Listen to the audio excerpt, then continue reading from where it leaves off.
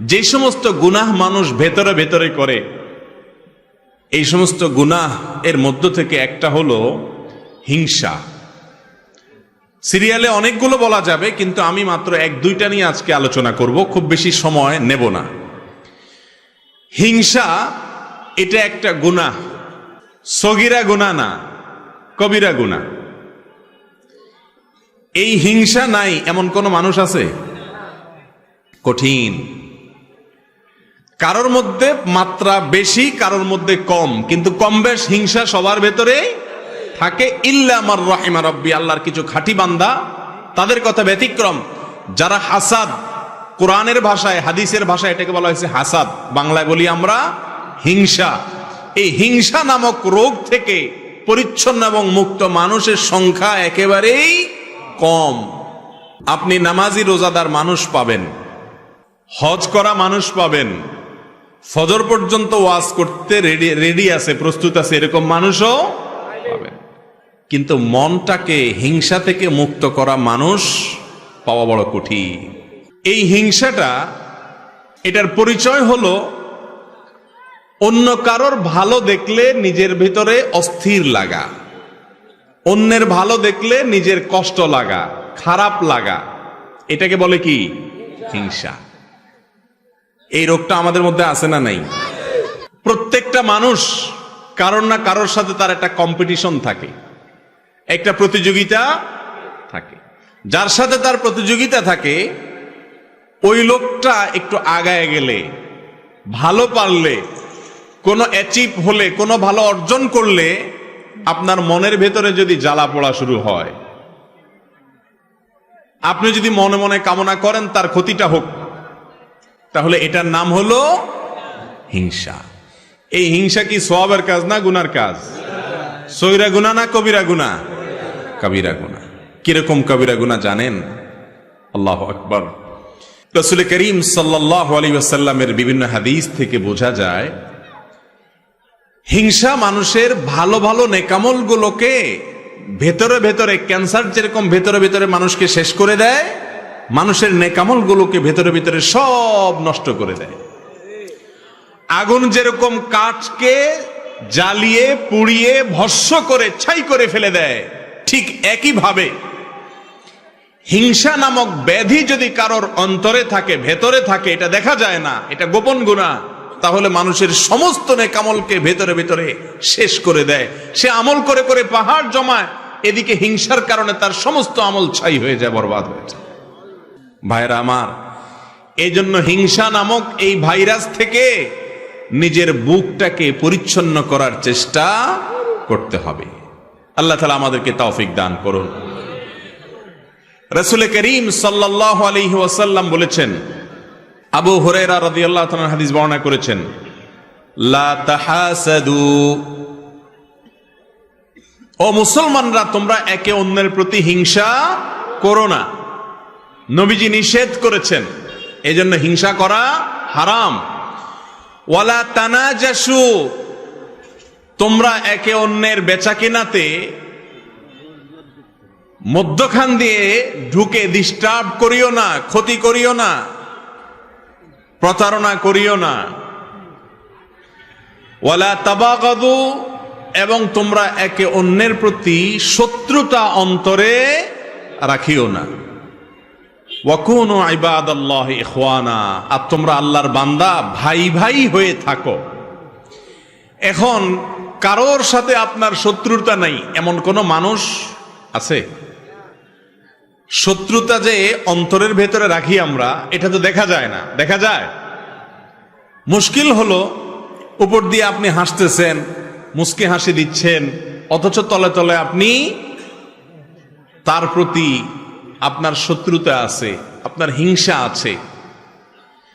এই রোগটা দেখা যায় না, হিংসাটা দেখা যায় না। এই জন্য এটা বাতিনি গুনাহ, ভেতরের গুনাহ। ভেতরের গুনাহ অনেক মারাত্মক, অনেক ডেঞ্জারাস। ক্যান্সার ভেতরে হয়, বাহিরে হয় না, এই জন্য সেটা অনেক বেশি ডেঞ্জারাস। প্রিয় ভাইরা আমার, হিংসার গুনাহ, এটা থেকে নিজেকে পবিত্র করা না গেলে যত নেকামল আপনি করেন, যত ভালো কাজ আপনি করেন, যত তেলাওয়াত জিকির আপনি করেন, আল্লাহ রাব্বুল আলামিনের কাছে ওই আমলের সওয়াব পাওয়ার আশা করা বড় কঠিন। জান্নাতি মানুষ তাদের মার্কা কি জানেন? জান্নাতি মানুষদের একটা বড় মাপের মার্কা হলো তারা নিরীহ কিসিমের হবে। একবার রাসূল করিম সাল্লাল্লাহু আলাইহি ওয়াসাল্লাম সাহাবীদেরকে বললেন, তোমরা একটু অপেক্ষা করো, একটু পরে একটা লোককে দেখতে পাবে যে লোকটা জান্নাতি। এখন জান্নাতি নবী করিম সাল্লাল্লাহু আলাইহি সাল্লাম রীতিমতো বলে দিচ্ছে নিশ্চয়তার সাথে যে একটু পর একটা লোক আসবে এখানে, তোমরা খেয়াল করো কে আসে, যে আসবে সেই লোকটা জান্নাতি। সাহাবা একরাম যারা জান্নাতের পাগল, এই কথা শুনে তারা তো সবাই অত্যন্ত সতর্কতার সাথে অপলক দৃষ্টিতে চেয়ে আছে কে আসে। দেখা গেল একজন লোক, যে লোকটাকে দেখে তারা ব্রু কুচকাতে লাগলেন। সবাই মনে করেছেন এটা বোধহয় আবু বকর, ওমর, ওসমান, আলী, এরকম সিনিয়র কোন বড় সাহাবী, তারাও জান্নাতি সুসংবাদ প্রাপ্ত ইনশাআল্লাহ। তারা মনে করেছেন এরকম কোন প্রসিদ্ধ সাহাবী হয়তো আসবে, কিন্তু দেখা গেল এমন একজন লোক আসলেন যিনি অখ্যাত, কেউ তাকে তেমন বেশি চিনে না, গুরুত্ব দেয় না। নবী করিম সাল্লাল্লাহু আলাইহি সাল্লামের এই কথা শোনার পর সাহাবা একরাম চিন্তা করলেন, নবীজি যেহেতু বলেছেন লোকটা জান্নাতি, তার মুখ থেকে সুসংবাদ পাওয়া, অতএব গুলি মিস হলে এটা তো মিস হতে পারে না, এই লোকটা তো জান্নাতি অবশ্যই হবে। তাহলে কি এমন আছে তার ভেতরে যে সেই গুণের কারণে সে জান্নাতি? এই জন্য সাহাবা একরাম দের একটা দল কয়েকজন মিলে ওই সাহাবীর বাসায় সিসি ক্যামেরা বসাইলেন। সিসি ক্যামেরা মানে আজকালকার যুগে সিসি ক্যামেরা না, মানে মনিটরিং বসাইলেন। তারা খবর নিতে শুরু করলেন যে এই লোকটা কি করে। ওনারা মনে করছেন এই লোক বোধহয় সারাদিন রোজা রাখে আর সারা রাত দাঁড়িয়ে নামাজ কালাম পড়ে, এই জন্য কি নামাজ পড়ে, কি দোয়া পড়ে রাত্রে, এটা জেনে তারাও জান্নাতি হবেন সে আশায় ওই সাহাবীর ব্যক্তিগত জীবনকে পর্যবেক্ষণ করা শুরু করলেন। বহু চেষ্টা করে কয়েক রাত পর্যন্ত তার বাড়ির আশেপাশে অবস্থান নিয়ে সাহাবীরা তেমন কিছু উদ্ঘাটন করতে পারলেন না। দেখলেন না, এশা পড়ে যায়, শুয়ে যায়, আবার ফজরের সময় মসজিদে আসে, হয়তো বড় জোর তাহাজ্জুদটা পড়ে, আর বাকি রাত্রে তো নাক ডাকে আমাদের মতো ঘুমায়। লোকটা জান্নাতি, নবীজির মুখ থেকে সংবাদ পেয়ে গেল, কাহিনীটা কি? ওনারা নিজেরা উদ্ধার করতে যখন ব্যর্থ হলেন, এবার ওই লোকটাকে ধরছেন সাহাবীরা, যায় বলছেন, ভাই তোমার সম্পর্কে নবীজি এরকম কথা বলেছেন, কি এমন আমল তুমি করো আমাদেরকে একটু বলে দাও ভাই। জান্নাত তো আল্লাহ তাআলার অনেক বড় জান্নাত, আমাদেরকেও আল্লাহ দিলে তোমার তো আর ক্ষতি হবে না। এই কথাটা সাহাবীরা বলেন নাই, এটা বোঝাতে চেয়েছেন এবং বলেছেন, ভাই বলে দাও কি আমল করো তুমি যে তোমার সম্পর্কে এত বড় সার্টিফিকেট রহমতুল্লিল আলামিন আল্লাহ রাসূল সাল্লাল্লাহু আলাইহি ওয়াসাল্লাম স্বয়ং দিয়ে দিয়েছেন, কি করো তুমি বলো। লোকটা সাহাবীদের কথা শুনে, তিনিও সাহাবী, তিনি বললেন যে ভাই বিশ্বাস করো আমি স্পেশাল কিছুই করি না, তোমরা যা করো আমিও তা করি। ইসলামে অতিরিক্ত কোনো কিছু করার তেমন কোনো সুযোগও নাই, সবকিছু রেডিমেড। আল্লাহ এবং তার রাসূল সাল্লাল্লাহু আলাইহি ওয়াসাল্লামের পক্ষ থেকে সবকিছু রেডিমেড। তোমরা 5 ওয়াক্ত নামাজ পড়ো, ভাই আমি 6 ওয়াক্ত পড়ি না, আমিও 5 ওয়াক্ত পড়ি। তোমরা রমজানের রোজা রাখো, আমিও রমজানের রোজা রাখি। বিশেষ কিছুই আমি করি না, এমনকি অনেক নফল আমল টামলও যে আমি করি এমনও কিছু না। তবে একটা জিনিস আছে আমার, সেটা হলো আমার এই বুকে আল্লাহর জমিনে কোনো মানুষের জন্য আমার কারোর প্রতি আমার কোনো দুঃখ, কষ্ট, শত্রুতা, হিংসা বলতে কিচ্ছু নাই। কেউ আমাকে যদি একটা গালিও দেয় তো আমি একেবারে ফ্রেশ মনে থাকে মাফ করে দিই। কেউ যদি আমার পেছনে শত্রুতাও করে আমি হাসি মুখে উড়াই দিয়া তার জন্য আমার অন্তরটাকে পরিষ্কার করে ফেলাই। কাউকে দেখে যদি আমার কষ্ট হয়, হিংসা হয়, আমি তার জন্য আরো বেশি করে দোয়া করি। এক কথা, আমার অন্তরটাকে আমি পরিচ্ছন্ন করছি। এই একটা আমল আছে স্পেশাল, হয়তো বা এই কারণে আল্লাহ তাআলা আমাকে মর্যাদা দিয়েছেন। ভাইরা আমার, কি বুঝতে পারলেন? জান্নাতি যে লোক হবে তার তাসবিহ দানা হবে 1000, তাই না? তাসবিহ দানা তো 100 আছে, 33টার আছে, আবার কিছু আছে অনেক বড় তসবি, দেখছেন নি? বাপখানা এমন যে কয়েক মাইল লম্বা হবে। তসবির সাইজ বড় হলে জান্নাতি হওয়ার গ্যারান্টি এমন কোনো কথা আছে? না। দাড়ির সাইজ লম্বা হইলেও জান্নাতি হবে এমন কোনো গ্যারান্টিও, তাই বলে আবার দাড়ি না রাখা জান্নাতে যাওয়ার আশা করেন না। জান্নাতি লোকের জান্নাতে যাওয়ার সবচেয়ে সহজতম উপায়গুলোর মধ্যে থেকে একটা হলো নিজের কলবটাকে, অন্তরটাকে পরিষ্কার করে ফেলা। কাজটা কি সহজ না কঠিন? সহজ বলতেছেন? পাশের বাসার ছেলেটা এসএসসি পরীক্ষায় A+, গোল্ডেন A+ পাইছে, আপনারটা শুধু A পাইছে, A- পাইছে, কেমন লাগে তখন বলেন? মনে হয় যে আমারটা A- পাইছে বুঝলাম, ওইটা A পাইতো, গোল্ডেন A+ পাইছে, এই দুঃখ সহ্য করি কোত্থেকে? এরকম অবস্থা আমাদের মনে হয় কি হয় না? ভাইরা আমার, লেবাসে পোশাকে মুসলমানের অভাব নাই এদেশে। আমার মতো আপনার মতো এরকম লেবাস পোশাকে মুসলমানের সংখ্যা এদেশে আলহামদুলিল্লাহ কম। ভেতর থেকে মুসলমান এর সংখ্যা এই দেশে অনেক কম। মালিক আমাদের অন্তরগুলোকে আপনি পরিষ্কার করে দেন।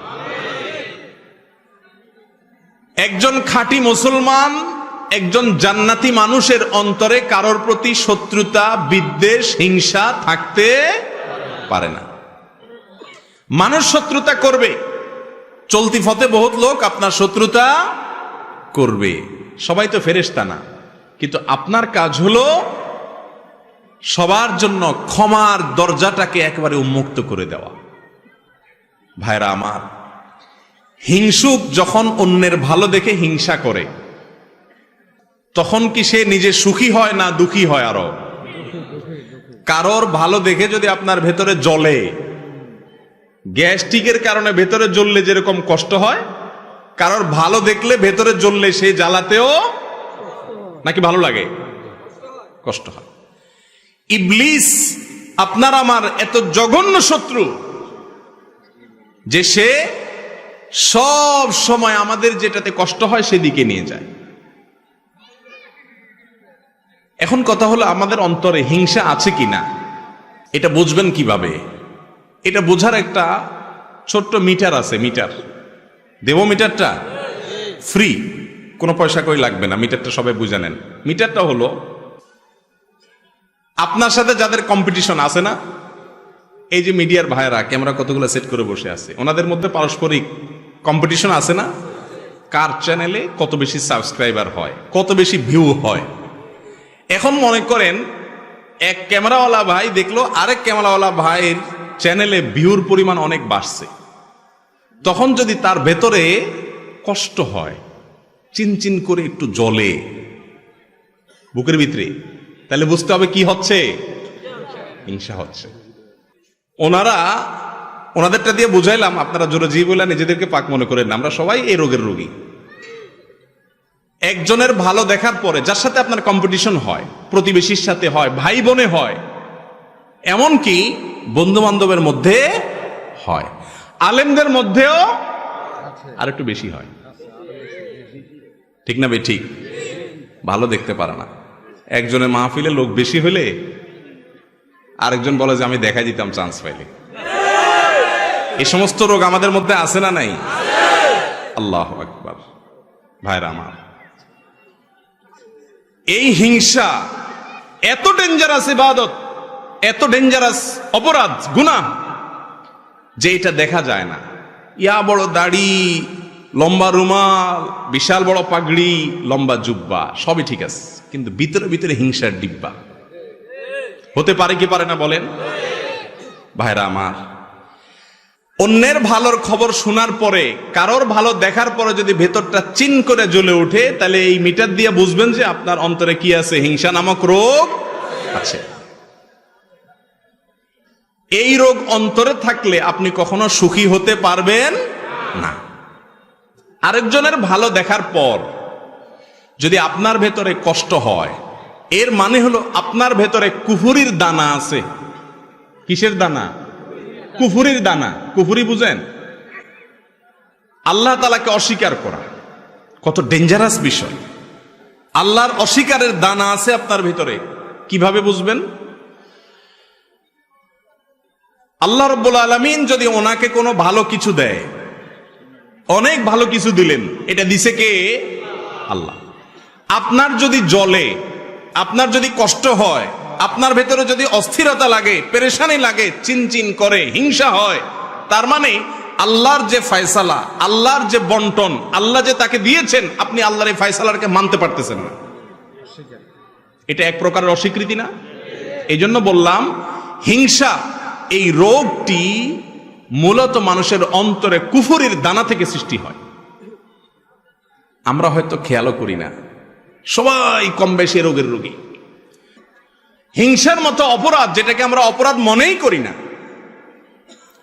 জেনাকে অপরাধ মনে করি, চুরিকে অপরাধ মনে করি, মাদককে অপরাধ মনে করি, নামাজ ছাড়াকে অপরাধ মনে করি, বেপরদাকে অপরাধ মনে করি, গালিগালাজকে অপরাধ মনে করি, মানুষ হত্যাকে অপরাধ মনে করি, কারণ এগুলো সব দৃশ্যমান। কিন্তু হিংসা নামক অপরাধ, যে অপরাধ ছোট কোনো অপরাধ নয়, আমল বিনাশী অপরাধ, সেটাকে আমরা অপরাধ মনে করি না। ভাইরা আমার, আজ থেকে আপনার বুকে নিজে হাত দিয়ে চিন্তা করবেন, কল্পনা করবেন, ভাববেন কারোর ভালো দেখলে আপনার জ্বলে কিনা। পারবেন না ইনশাআল্লাহ? যে যদি দেখেন যে হ্যাঁ কারোর ভালো দেখলে আপনার ভেতরে জ্বলে, তাহলে বুঝতে হবে আপনার ভেতরে হিংসা আছে, এটাকে নোট করে ফেলবেন। নোট করার পর প্রতিজ্ঞা করবেন যে এই হিংসা আমি দূর করব। দূর করা ভেরি ইজি, রোগ ধরাটা হলো মূল। আপনি যদি ধরতে পারেন যে আপনার অন্তরে অমুকের প্রতি হিংসা আছে, ওনার প্রতি হিংসা আছে, যদি আপনি ধরতে পারেন, তাহলে ইনশাল্লাহ ট্রিটমেন্ট ভেরি ইজি। আমি ট্রিটমেন্ট বলতেছি একেবারে সহজ, কিন্তু আগে আপনাকে খুঁজে বের করতে হবে কার প্রতি আমার হিংসা হয়। খুঁজে বের করার পর দ্বিতীয় কাজ হলো চিন্তা করবেন, আমি যদি হিংসা করি তাহলে কেমন যেন আমি আল্লাহর ফয়সালাকে অস্বীকার করলাম। ঠিক না? ঠিক বলেন। আল্লাহ তাআলা পাশের বাসার আমার প্রতিবেশীর ছেলেকে মেয়েকে ভালো রেজাল্ট দিয়েছেন, এই দানটা তো আল্লাহর, তো আমার আল্লাহ দিয়েছেন, আমার যদি কষ্ট লাগে তার মানে আল্লাহর বন্টনটাকে আমি মানলাম না। ডেঞ্জারাস ব্যাপার, কুফরি। এটা মানুষকে আস্তে আস্তে ওই ইবলিসকে যেরকম কাফের বানিয়ে দিয়েছে, আস্তে আস্তে মানুষকে কুফরি পর্যন্ত নিয়ে যায়। এই কথার যখন চিন্তা করবেন, তখন ইনশাআল্লাহ নিজের ভেতরে হিংসা দূর হওয়ার প্রাথমিক পদক্ষেপ চলে আসবে, যে এটা তো আল্লাহর বন্টন, আমি হিংসা করে কি লাভ হবে? হিংসুক হিংসা করে পৃথিবীর কারোর কোনো ক্ষতি করতে পারে না। বরং আপনি কি করবেন, ওই মালিকের সাথে কথা বলা শুরু করবেন। বলবেন, মালিক তুমি তাকে দিয়েছ, তোমার ভান্ডারে তো কোনো কমতি নাই, তাকে দিয়েছ তার জন্য আমার কোনো কষ্ট নাই, আরো দাও, কিন্তু আমাকেও দাও সাথে মালিক। ব্যাস, এটার নাম হলো গিবতা, বাংলা বলে ঈর্ষা। এটা খারাপ না, এটা জায়েজ আছে। কারোর ভালো দেখছেন, দেখার পরে বললেন যে আল্লাহ তাকে আপনি দিয়েছেন, এটা নিয়ে আমার আপত্তি নেই মালিক, আপনি সিদ্ধান্ত নিয়েছেন দেওয়ার, অতএব নিশ্চয়ই এর ভেতরে কল্যাণ আছে, আপনার ফয়সালার প্রতি আমার কোনো অভিযোগ নাই মালিক, তাকে দিয়েছেন আরো দেন, আমাকেও দেন। হলো কি? ঈর্ষা। এই ঈর্ষাটা হিংসার মতো নিন্দনীয় বা খারাপ না। যদি আপনার মনের ভেতরে কারোর প্রতি হিংসা হয়, আল্লাহর কসম করে বলতেছি, পরীক্ষা করে দেখেন, নিজের ভেতরে অ্যাপ্লাই করে দেখেন, প্রয়োগ করে দেখেন। যদি আপনি হিংসার রোগ ধরতে পারেন যে অমুকের উন্নতিতে আমার ভেতরে জ্বালা পড়া শুরু হয়েছে, এরপরে আল্লাহর সাথে যদি কথা বলেন, আল্লাহ ওনাকে দিয়েছেন, ভালো কথা, আমি আপনার নাখান্দা গোলাম, আমার হয়তো উপযুক্ততা নাই, তার হয়তো কোনো গোপন ভালো আমলের কারণে তাকে দিয়েছেন, আল্লাহ আমাকেও দেন। এভাবে যদি আল্লাহর সাথে কথা বলেন, দেখবেন যে হিংসা অর্ধেক মন থেকে এমনি দূর হয়ে গেছে। এরপরে দ্বিতীয় যে কাজটা করবেন তা হলো, তারপরেও যদি দেখেন না চিনচিন করে জলে, এবার অ্যান্টিবায়োটিক দিবেন। অ্যান্টিবায়োটিক কি জানেন? অ্যান্টিবায়োটিক হলো নিজের প্রতি নিজের সংগ্রাম। এবার এটাকে বলে আত্মসংগ্রাম, নিজের বিরুদ্ধে নিজে যুদ্ধ করতে হবে। এখন এবার আপনাকে অ্যান্টিবায়োটিকে যেতে হবে, অপারেশনও বলতে পারেন। সেটা হলো এবার নিজের নফসকে বলবেন, নফস আমার আল্লাহ তাকে দিয়েছে, তোমার কাছে কষ্ট লাগে, তুমি হিংসুক, ছোট লোক, অতএব এটার শাস্তি হলো তুমি আল্লাহর কাছে মনে না চাইলে হুদামিসা দোয়া করো, এমনি দোয়া করো, আত্মলি বলো আল্লাহ ওনাকে যা দিয়েছেন আল্লাহ ওনাকে আরো দেন, আরো দেন আল্লাহ, আল্লাহ আপনার শুকর, আপনি তাকে দিয়েছেন, তার ছেলেকে এ প্লাস দিয়েছেন, আল্লাহ আরো দেন, আল্লাহ ওনার ব্যবসায় অল্প দিনে এত লাভ করছে, আল্লাহ ডবল করে দেন। মনে চাবে না, কিন্তু মনের বিরুদ্ধে মুখে আল্লাহর কাছে কি করবেন?